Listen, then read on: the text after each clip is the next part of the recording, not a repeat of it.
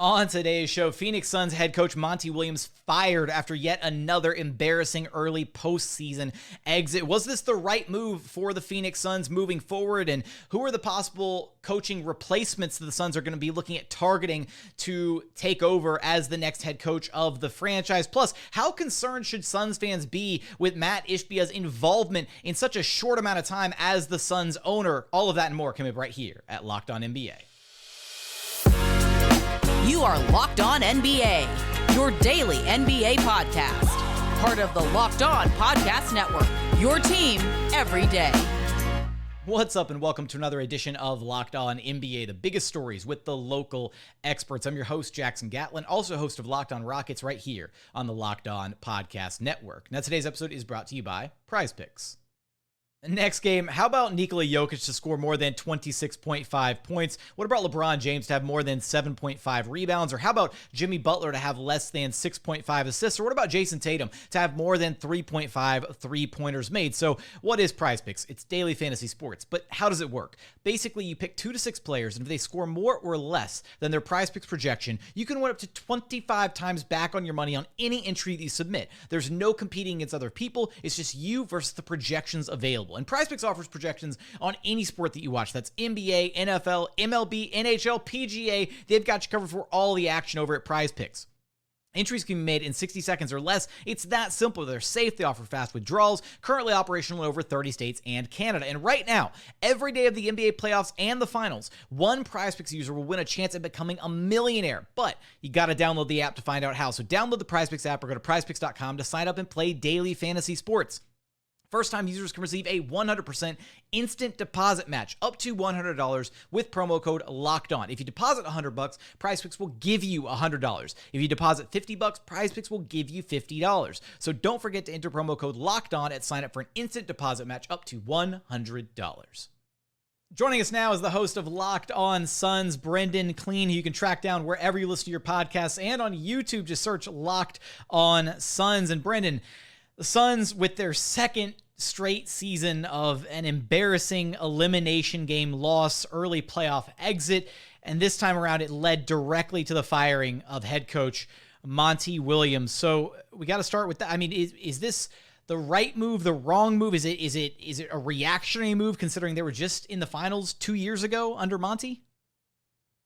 I think it's the right move given a few things, and really it's despite how much change this organization has had in terms of the Kevin Durant trade, new ownership, some new voices, it still has ended with a lot of the same ingredients. You know, role players basically reduced to not doing much in these elimination games. The offense feeling a little bit bogged down, guys not ready to sort of execute and be at their best. And, you know, there's obviously roster things. It's never one problem that you can attribute this stuff to, but you even listen to what Monty Williams said post-game after Game 6 and on Friday at media availability after the exit interviews that the teams do.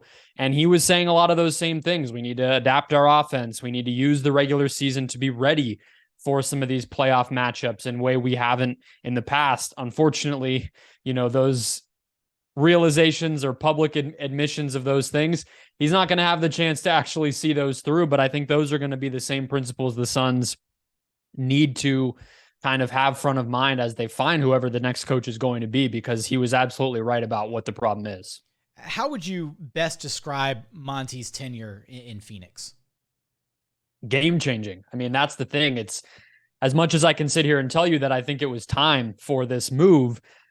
This team was a laughingstock. This team was an absolute joke. This team was, I mean, had a very little of a fan base to speak of, had gone a decade with no playoff hopes, let alone actual success. I mean, they had one 48-win season where they were the best team to not make the playoffs in NBA history. And aside from that, it was just horrible season after missed draft pick, after embarrassment and all this stuff.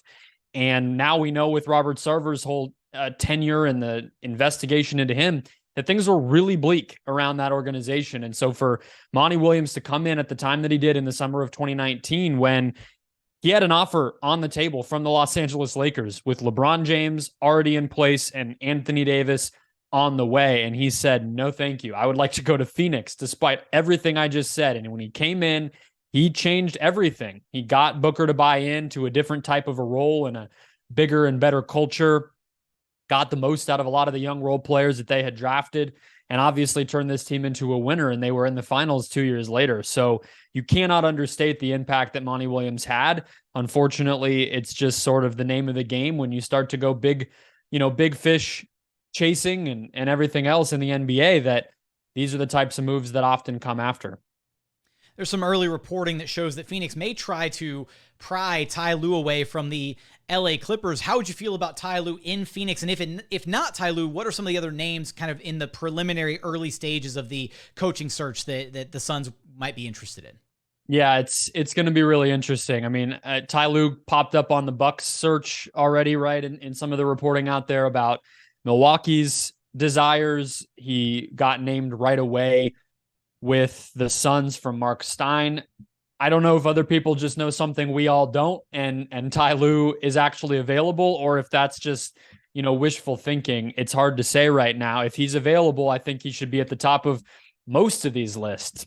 I think the Suns would definitely benefit from him, somebody who's worked with superstars at every stop of his career and, has that playoff pedigree of coming up with innovative game plans and getting his players to execute them in the postseason in the biggest moments. I think that's exactly what they should be looking for. If they're not able to get Lue, or if that's really just a pipe dream, I think it gets pretty dicey to me, because I think the two best pedigreed coaches, the types of coaches that you might want to go out and get if you were a title team with Milwaukee or Phoenix, are gone already. Quinn Snyder chose the Atlanta route for, we don't necessarily know the reasons, probably some personnel power and maybe a nice salary, but that felt surprising because he could have had a lot more suitors.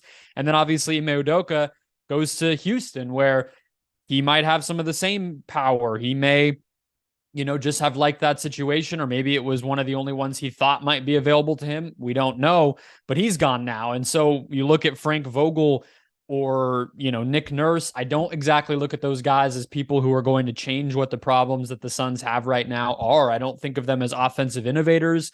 I don't think of them as necessarily the most impactful veteran player development types of guys, which is what you're going to need for a team that's going to be capped out. All those things I don't associate with Vogel and Nurse. Not that they're bad coaches, not that they would be the wrong hire, but that's not where I would be looking. If that's the case, you might as well have just kept Monty Williams. So it's a tough thing. We've heard from Woj that that's where they're looking. A couple of the other ones aren't available to the Suns as far as we would assume, right? Kenny Atkinson, probably not going to want to coach Kevin Durant again. Steve Nash, who has the franchise ties, probably not going to want to coach Kevin Durant again, right? So that's a little bit tough too. You're starting to run out of great options here. Maybe it's Mike Budenholzer. That would feel surprising. I don't love any of those guys, if I'm being honest, from a Suns standpoint.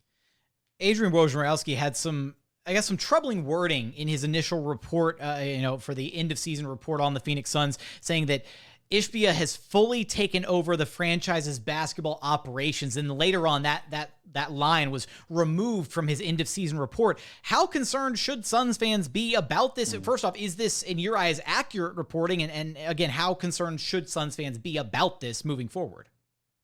I mean, I'm not able to necessarily say if it's accurate.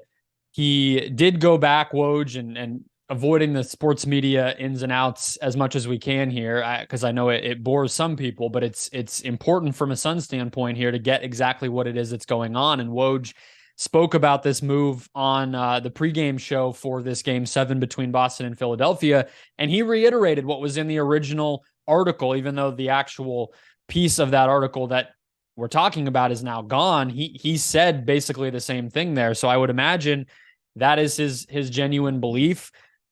It's hard to say right now if it's good or bad, right? There's plenty of organizations that have very involved owners, and we don't look at that as a negative. I tend to feel like the less owner involvement, the better in terms of the day-to-day decision-making. But at the same time, right, a big trade like Kevin Durant, a coaching change, those things sort of have to go through an owner. There's no way around that. It's too early to say if it's a good or a bad, but what I'll do is basically highlight the fact that, like a lot of owners, Ishbia went out of his way when he was first installed, and to say, I'm going to let the great people who have had a lot of success in Phoenix the past 2 years do what it is that they do best, which is coach, run the organization from a basketball operations standpoint, etc. So if it is true that he's this quickly has moved on to something else, that is a little bit of a problem, because I think the reality is these things don't just happen overnight. But if you have an owner feeling like it should be happening overnight, I think that's the recipe for some problems between the people who are trying to do their jobs and the guy at the very top. Ishbia might also be the only owner in NBA history with at least a +1 ± rating so far as far as his on the court contributions. Yes. At this point, and he's a basketball guy, right? Too. So I think that's part of it. He was a college player, and he's maintained all these relationships throughout his other career, where he's hiring people from Michigan State and around that community to his mortgage company. Like, he has kept those ties. And so it shouldn't come as a surprise that he would feel like he has a connection and some sort of know-how with this stuff. But I just think a young dude who came up through mortgaging is unlikely to be the smartest guy in the room from a basketball operations standpoint. But I guess time will tell. Who will be the Suns' next head coach? How will Ishbia handle the franchise moving forward? You'll have us covered for all of that and more over at Locked On Suns. Brendon, I appreciate you stopping by Locked On NBA with me. Anytime.